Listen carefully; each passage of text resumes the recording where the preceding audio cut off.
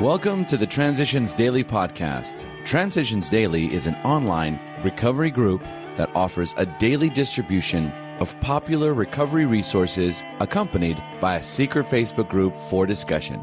We hope you enjoy today's readings. This is Transitions Daily for February 14th, read by Sarah M. from Pittsburgh, Pennsylvania. AA Thoughts for the Day. Results. We found that as soon as we were able to lay aside prejudice and express even a willingness to believe in a power greater than ourselves, we commenced to get results, even though it was impossible for any of us to fully define or comprehend that power, which is God. Alcoholics Anonymous, page 46.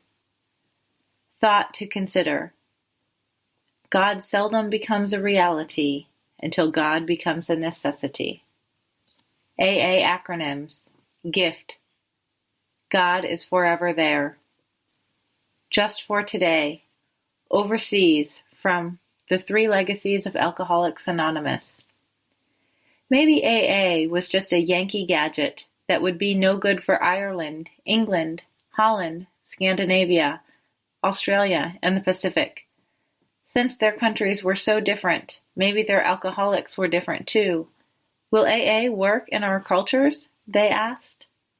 We became heavily involved in correspondence, much helped by our American members in New York who could translate for us. We searched out and briefed AA travelers going abroad. Gradually, headway was made. It was a long time, however, before we knew for sure that AA could cross the barriers of distance, race, creed, and language. But today, 1957, the AA map shows our society in more than 70 countries and the U.S. possessions. Alcoholics Anonymous Comes of Age, page 200. Daily Reflections. Expectations versus demands. Burn the idea into the consciousness of every man that he can get well regardless of anyone. The only condition is that he trust in God and clean house. Alcoholics Anonymous, page 98. Dealing with expectations is a frequent topic at meetings. It isn't wrong to expect progress of myself, good things from life, or decent treatment from others. Where I get into trouble is when my expectations become demands. I will fall short of what I wish to be, and situations will go in ways I do not like, because people will let me down sometimes. The only question is, what am I going to do about it? Wallow in self-pity or anger? Retaliate and make a bad situation worse? Or will I trust in God's power to bring blessings on the messes in which I find myself? Will I ask Him what I should be learning? Do I keep on doing the right things I know how to do no matter what? Do I take time to share my faith and blessings with others? As Bill sees it. Our companions.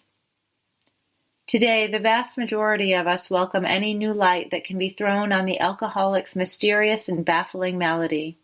We welcome new and valuable knowledge, whether it issues from a test tube, from a psychiatrist's couch, or from revealing social studies.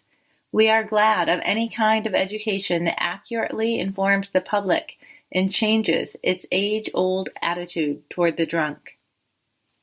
More and more we regard all who labor in the total field of alcoholism as our companions on a march from darkness into light. We see that we can accomplish together what we could never accomplish in separation and in rivalry. From the Grapevine, March 1958. Big Book Quote. We are careful never to show intolerance or hatred of drinking as an institution. Experience shows that such an attitude is not helpful to anyone. Every new alcoholic looks for this spirit among us and is immensely relieved when he finds we are not witch burners.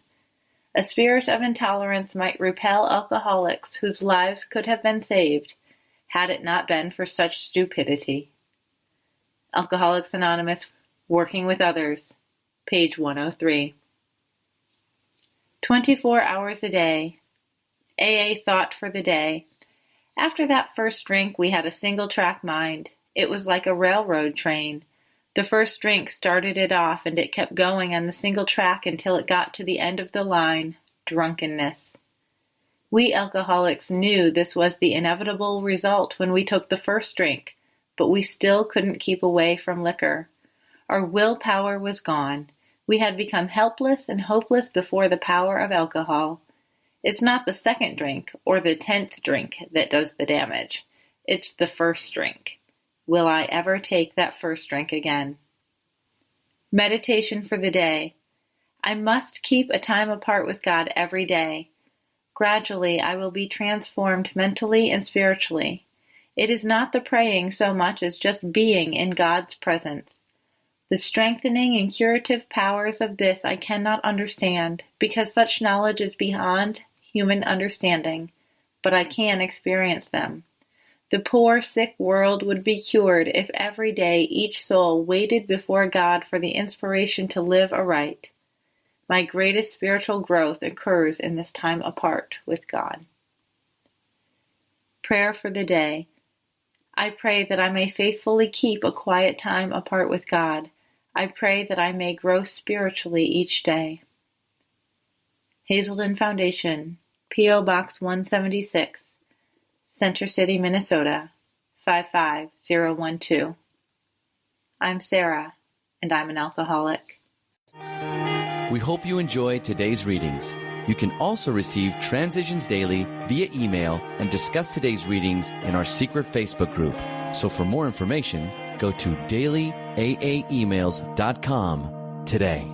Other than the 24 hours a day reading, unless otherwise specified, all quotes copyright Alcoholics Anonymous World Services, Inc., 1952 through 2001.